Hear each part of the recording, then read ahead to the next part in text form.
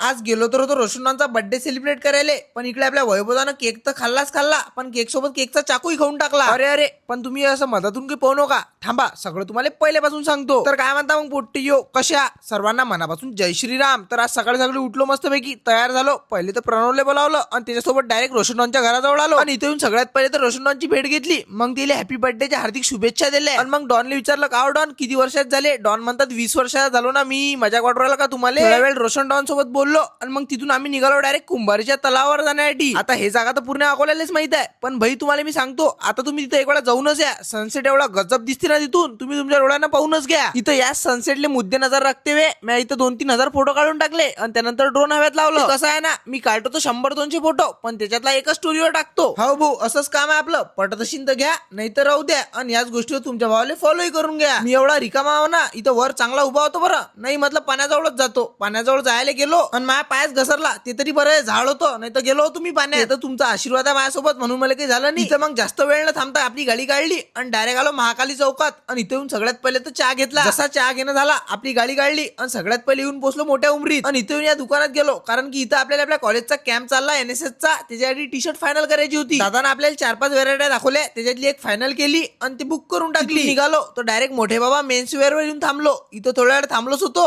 तर पोट्टेवनं चला पहिले रोशनचा केक आणायला जाऊ. मग सगळ्यात पहिले केक आणायला आलो आणि इथे येऊन केक घेऊन घेतला आणि मग तोच केक घेऊन रोशनच्या घराजवळ आलो. गळ्याला वापस हॅपी बर्थडेच्या हार्दिक शुभेच्छा दिल्या आणि तिथून आम्ही सगळे पोट्टे निघालो सेलिब्रेशन करायसाठी. कुठं डायरेक्ट टावर जवळ. इथं जसं पोहोचलो सगळ्यात पहिले तर केकची अनबॉक्सिंग केली आणि मग रोशन डॉननं केक कट केला. आपला वैभवचा एवढा डेंजर आहे, केक तर खाल्लाच म्हणे, केक सोबत आता केकचा चाकूही खाऊन घेतो. शेवटी येले पण आमच्याजवळ डायरेक्ट पोलीसचा डब्बा आला आणि आम्ही सगळे पोट्टे फाटे लोक घरी पाहून चाललो गेलो.